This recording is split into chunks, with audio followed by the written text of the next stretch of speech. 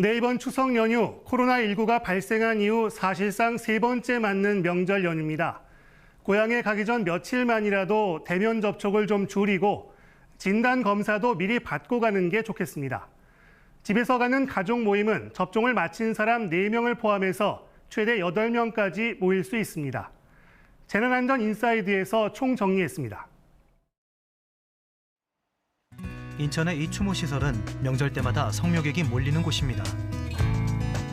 명절을 앞두고 서둘러 조상을 찾는 사람들의 발길이 이어지고 있는데요. 코로나19 확산 방지를 위해 지난 설과 마찬가지로 이번 추석 연휴 기간 임시 폐쇄에 들어가기 때문입니다. 마음이 좀 안 좋죠.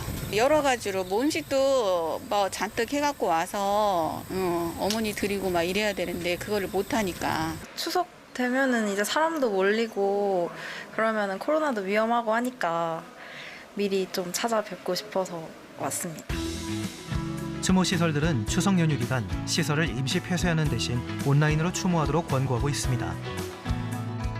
그 밖에 여러 지자체에서도 벌초 대행, 사이버 차례상 등 다양한 프로그램을 내놓고 직접 방문을 자제하도록 하고 있는데요.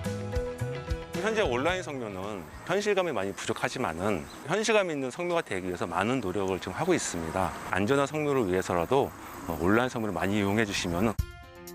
코로나19 확산 이후 세 번째 맞는 명절인데나 거리 두기에 대한 피로감이 큰 만큼 방역 당국도 이번 추석엔 가족 모임에 대한 제한을 조금 완화했습니다. 추석 연휴 전후인 17일부터 23일까지는 지역에 상관없이 접종 완료자 4명을 포함해 집에서는 8명까지 모일 수 있는 건데요. 백신을 2차까지 모두 맞은 할아버지와 할머니는 그렇지 않은 자녀와 손주 4명까지 만날 수 있고 백신을 완료한 사람이 넷이라면 미접종자 4명을 더해 최대 8명까지 모임이 가능한 겁니다. 또 이번엔 요양병원, 요양시설 등의 방문 면회도 가능해졌는데요. 환자와 면회객 모두 코로나 백신 접종을 완료했다면 접촉 면회도 할 수 있습니다. 비대면이라도 면회를 하시기 전에 철저하게 개인 위생 수칙을 잘 지켰는지, 또 면회하러 가시기 전에 며칠 동안은 너무 많은 사람을 만나서 감염 위험을 높이지 않는 거, 그런 것들이 가장 중요하다고 보고요. 그 시설 안에 들어가서부터는 마스크 착용이라든지 또 손위생이라든지 이런 것들에 대해서 철저하게 잘 지키시고 면회를 마치시는 게 바람직하다. 하지만 아직 긴장의 끈을 늦출 수는 없는 상황입니다. 감염 경로를 알 수 없는 비율이 전체 감염자의 3분의 1을 넘어서고 있고 이제는 전파력이 강한 델타 변이 감염자가 대부분인 만큼 누구나 조용한 전파자가 될 수 있고 또 감염될 수 있기 때문인데요. 방역 조치를 일부 풀긴 했지만 정부가 이번에도 고향이나 친지 방문을 최대한 자제해 줄 것을 당부한 이유입니다. 최소 인원만 백신 접종 또는 진단 검사를 받은 후에 고향 방문을 해 주십시오.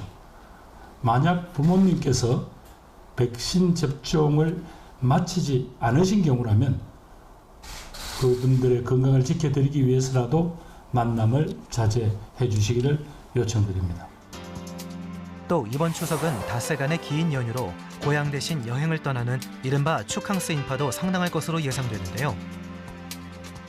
이미 여행을 계획했다면 마스크 착용과 거리 두기, 발열 체크 등 기본적인 방역 수칙을 잘 따르고 타인과의 접촉을 최대한 줄이면서 개인 위생 수칙 또한 철저히 지켜야 합니다. 여행을 가시든 아니면 그냥 사회 집 주변에 계시든 간에 마스크를 벗고 만나는 사람들의 숫자를 항상 최소화해야 되겠다. 혹시라도 같이 거주를 하지 않는 분들끼리 한 차에 이동을 하게 된다면 저는 차 안에서도 마스크를 철저하게 쓰실 것을 권고드리고요. 만약 연휴 기간 코로나19 의심 증상이 나타나면 반드시 선별진료소를 방문해 선제 검사를 받아야 합니다. 고속도로 휴게소, KTX 역사, 고속버스 터미널 등에 설치되는 임시 선별검사소도 적극 이용해야겠습니다. 네, 오늘 저희가 준비한 소식 여기까지입니다. 고맙습니다.